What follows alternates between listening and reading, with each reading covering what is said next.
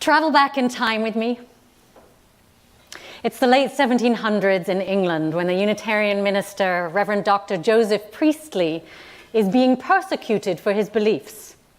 He's a renowned scientist, the discoverer of oxygen and seltzer water, no less, a theologian and a philosopher, quite the Renaissance man. For this and his conviction that people should be allowed to question Orthodox Christian beliefs, his home and church in Birmingham, England, are burnt down, and his family is threatened on numerous occasions. So in April 1794, fearing for his life, Joseph and his wife have had enough. They decide to take the 2-month journey to follow their sons to America. They make their way to Philadelphia, where they start a new life in safety. Priestley founds the First Unitarian Church of Philadelphia, one of our oldest, specifically Unitarian churches. America became a haven from persecution for Priestley and his family. Now, fast forward to the middle of the next century. It's 1864, and a young Norwegian, Johannes, just 22, is tired of facing another dark and cold winter working his family farm in the glacial hills of Norway. He's restless and doesn't want to stay in the small community with little future working the tired land that his father and grandfather and great-grandfather had farmed. He'd heard that for about the equivalent of $30, you could get on a steamship and sail to America with unlimited land and opportunity. And once you get there, they would put you on a train to reach the interior country where you could find large tracts of tillable land to homestead in Wisconsin, Minnesota, and the Dakotas. So, Johannes, and later his 2 brothers, set off for the New World, as did 5% of the Norwegian population each decade between 1860 and 1910 to farm land in the Midwest. They never looked back. America was the land of opportunity for Johannes and his family. Half a century later, in 1903, Delia O'Toole is 17 years old when she leaves County Galway in Ireland for Boston, Massachusetts. She has a one-way ticket and only 25 cents in her pocket. Can you imagine? Before Delia leaves the small Galway town of Inverin, her family and friends hold an American wake for her. An American wake is similar to the wake you have when a person dies. It's the chance to celebrate a life and say goodbye to someone you might never see again. Now, while she lived to be 84 years of age, the family members and friends at her American wake never did see Delia again, as she never returned to Ireland. Like most immigrants, Delia followed family when she came to America. Her older sister, Mary, was waiting for her when the SS Corrigan docked in Boston Harbor on May 5th, 1903.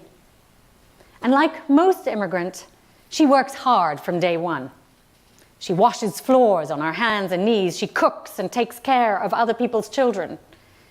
And like most immigrants, the letters that Delia mails home always contain a good part of her hard-earned wages to help those left behind.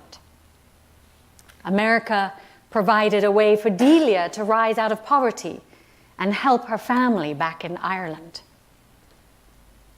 And then in 1939, Jonas, a young Jewish boy, is put on a ship from Germany to come to America to escape Nazi persecution. His parents had fled ahead of him, while other relatives had been taken to concentration camps. He needed to get out right away if he was to survive. After an arduous journey, during which he was often seasick, Jonas arrives at Ellis Island, lost and afraid. He hopes he's going to find his parents again there. Luckily, the parents manage to find their son, and they begin a new life together in New York. His father, a lawyer, has to forego the profession he'd studied so hard for, as American law is completely different to German law. And the family has left everything behind. Their siblings, other family members, and all their belongings as they escaped only with their lives. In fact, they didn't know if they would ever see their other family members again. America gave them shelter from mass murder and genocide. Now, these are just a few snapshots of the millions of different stories and reasons for people coming to America. What's your family's story of coming to America? Or have your ancestors been here all along? In your orders of service, you'll see a few little post-it notes, sort of little arrows on the front. And I invite you to write on your post-it notes where your ancestors are from, if you know, or a date approximately when they might have come to the United States. And if you don't know your family's history, don't worry. You can choose to guess it or leave it blank. And then you're welcome to write your name on the notes or leave them anonymous, whatever feels better to you. And once written, we invite you to come up here to our maps in reverent silence and place your note on the part of the world your ancestors journeyed from. Now, as you can see, here's a world map right here, and Europe is a tiny little place on there. So we have a separate European map over there because we can probably say that a large number of us have history in the European area. After the services, we're going to place our maps on the art wall in Fellowship Hall to celebrate our theme of journey this month. And you're also welcome to place your post-it note on it at that time if you feel more comfortable. And please bring your pens up. If we gave you a pen as you came up, please, we need them back. Place them in one of the baskets as you come forward to place your note. So now as we listen to Dvorak's New World Symphony, we take time to reverently honor the mosaic of cultures from which we all come. So let's just take a breath and take a moment to look at these two maps and just notice any feelings that come up for you around this colorful, beautiful history that we have of people coming from all over the world to be in this country. As I researched this service, I became increasingly aware of the complex, often untold history of immigration in this country for over 5 centuries now. Now, President Kennedy elegiacally called us a nation of immigrants. But our history is much more complicated and nuanced, as many of you know. For over 50,000 years, native people had been settled in the Americas, long before European colonizers supposedly discovered America. And as European settlers arrived in the 1500s to conquer new lands, they colonized Native Americans already here and enslaved Africans. Even though many American kids aren't taught this in our history, the story of the Pilgrims and earliest settlers is one of colonization, domination, and oppression. Native peoples were driven out of their lands, subjugated to the white immigrant, and often killed. The settlers proclaimed they'd found their promised land, their Canaan, their city on a hill, a land chosen by God for European Christians. They felt that God wanted them to convert any non-Christians and claim this land in the name of their monarchies and Christianity. And George Washington called Indians wild beasts and wolves who would retreat and die off before the advancing white settlements in the United States. So it's important to make this distinction between immigrants who seek to join another society and colonizers who came here to take over another place. And of course, our history also includes the thousands of people from Africa who in the early 1600s were brought over against their will to be sold as slaves. And I read many heartbreaking stories as I was preparing this sermon on how people were snatched from their homes and their families. They were not eager immigrants.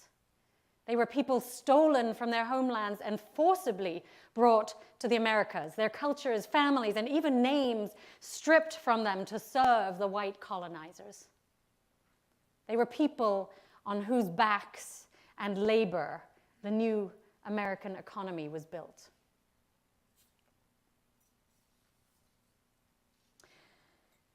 Over the years, immigrants arrived from all over the world, seeking a better life and opportunity in the new world. Like Joseph Priestley, immigrants in the 1600s and 1700s mostly came to escape religious oppression in their home country. Persecuted Puritans, Quakers, Anglicans, Lutherans, and even Unitarians came to the US to be able to practice their religions and worship God freely. Of course, there were also many asylum seekers and refugees escaping genocide and horrors in their home countries. And America provided a safe haven for them. A land of new beginnings, where people were defined, in the words of immigration historian Oscar Handlin, not by virtue of common descent, but rather of common destiny. Class differences that had been so obvious in Europe were supplanted by abundant opportunity.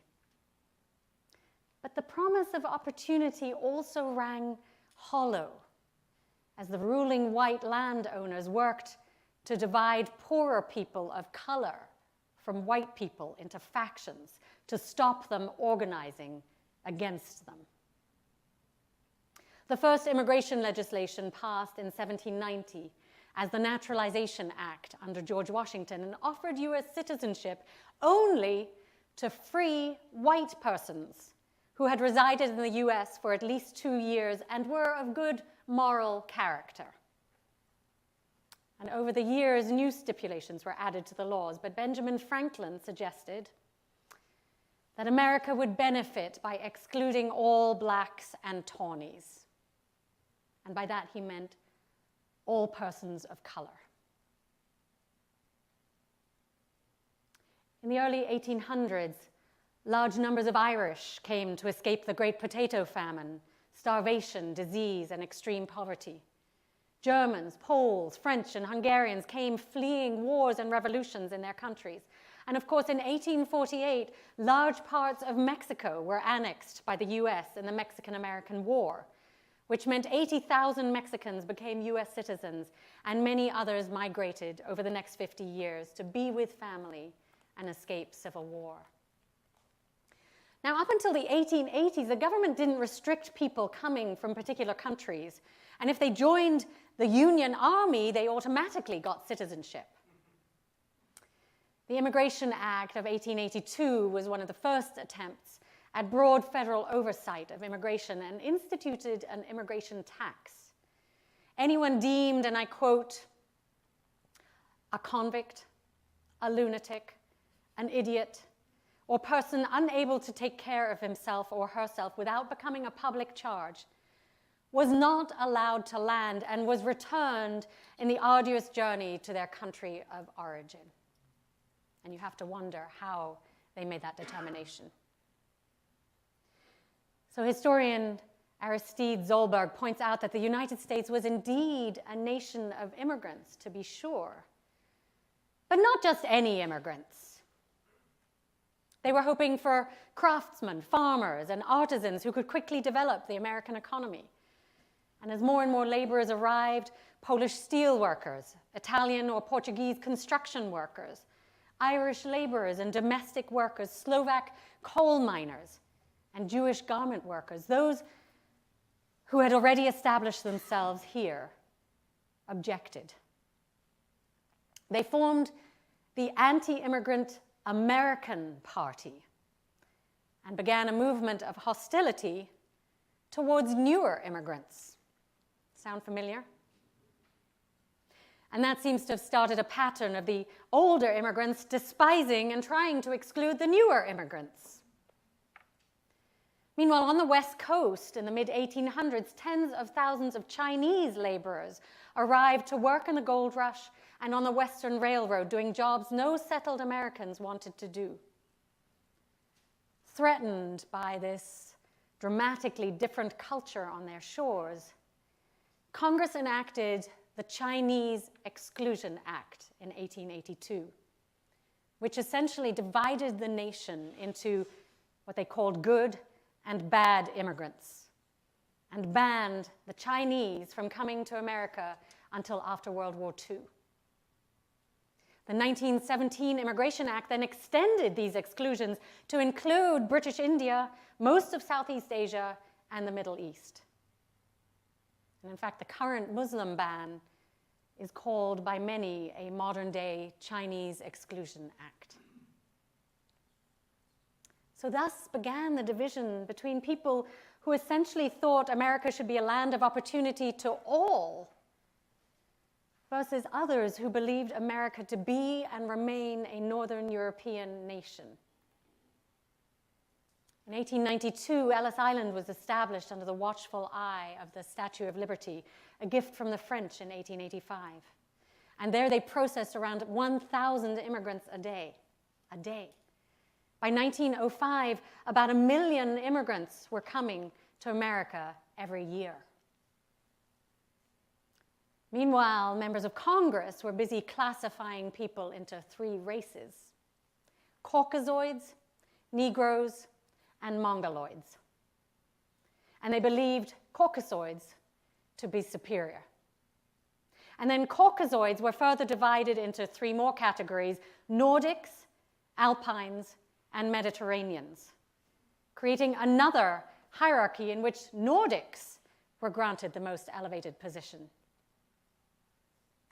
So is it any wonder that we saw the worldwide rise of nationalism in the early 20th century, with people persistently trying to other each other and be superior to each other? Meanwhile, you've probably heard of the melting pot analogy of US immigration. This was derived from Henry Ford, who created a melting pot process in his factories. Oh, I noticed myself feeling very emotional about this, but he developed a ritual where graduates of the English school enter a large pot, and he put a giant pot up called the American melting pot. And he invited people to enter in their native dress. And in the melting pot, they went through a virtual smelting process in which their identity was boiled away. These are the words they used. And then they were to emerge triumphantly on the other side, wearing American clothes and waving American flags. So I prefer to call us a mosaic of nations and cultures rather than a melting pot. All of us bringing our rich cultural history and varied colors to form a beautiful mosaic of nations and histories. Throughout the 1900s, there were many new laws put in place to manage immigration. And I won't go into all of them here, because if you're interested, you can look them up on the web or talk to some of our immigration experts amidst us. However, the laws varied between putting caps on certain kind of people and nationalities coming to America, while welcoming some refugees and asylum seekers. And then, of course, we had Japanese internment camps during World War II. And after World War II, farm workers from Mexico were offered temporary immigration to make up for the labor shortage. People say that our current immigration detention centers at the borders now are reminiscent of Japanese internment camps. Both Presidents Kennedy and Reagan brought in laws embracing the U.S.'s immigration character. It was not a partisan issue at that time. And they opened immigration possibilities to people from all nations.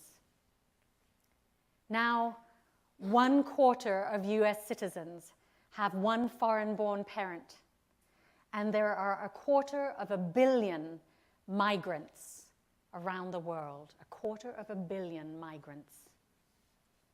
And as global warming and wars make parts of our planet increasingly uninhabitable, we're going to need to revisit our immigration laws worldwide. Migration and immigration are becoming an inevitability. We harbor so many in this country. It represents the best of who we are, to be a place where people can find safety and home. But of course, as you heard, our history is complicated, and that complexity continues to influence our immigration systems and laws today. More than a nation of immigrants, we're a nation of Native Americans, a nation of people who were indentured servants and slaves forced to be here, a nation of colonizers, a nation of asylum seekers fleeing violence, and a nation of people looking for new opportunity and an escape from poverty. Though we like to think of ourselves as a harmonious nation of nations, the land of freedom and opportunity, for many, as you've heard, that reality was different. Our history shows many different peoples and cultures living uncomfortably with one another. And that discomfort, unfortunately, manifests as ongoing racism and prejudice today. People debating who is an insider versus an outsider and who is superior to whom. So as we wrestle with current immigration policies, we can see that these exclusionary laws and attitudes have prevailed for centuries. A lack of inclusion, of othering people different to us, and making others wrong is part of our history as humans and as Americans. My hope is that as Unitarian Universalists, we can be mindful of this complex history and not whitewash it with a brush of romantic and political idealism. If we want to be better Americans, we have to be careful about continuing false narratives of how our country came to be. And of course, we can and should honor our ancestors, many of whom struggled against tremendous odds to create a new life for their family in this promised land. And we can take an active role in celebrating diversity as a nation, appreciating the many different cultures and races that make up this colorful mosaic of a country. And at the same time, I wonder how we might keep being curious, informing ourselves, and challenging each other to look beyond the surface in our history. As a mosaic of cultures, our challenge is to lean into diversity, to get to know the other and appreciate the many colors around us. Our challenge is to go beyond our tribal comfort zone of similarity. Our challenge is to embrace the idea of a world community with peace, liberty, and justice for all, as our UU principles call us to do. Our challenge is to question the artificial, fear-based divisions of nationalism that want to erect walls, defend territory, and keep the other out. Remember what the first astronauts told us about their view of planet Earth from space? They couldn't see walls, divisions, or national boundaries. Only one beautiful, unified Earth. So my friends, may we continue to work for our Unitarian Universalist goal of world community with peace, liberty, and justice for for all. A colorful mosaic on this beautiful blue-green planet. May it be so.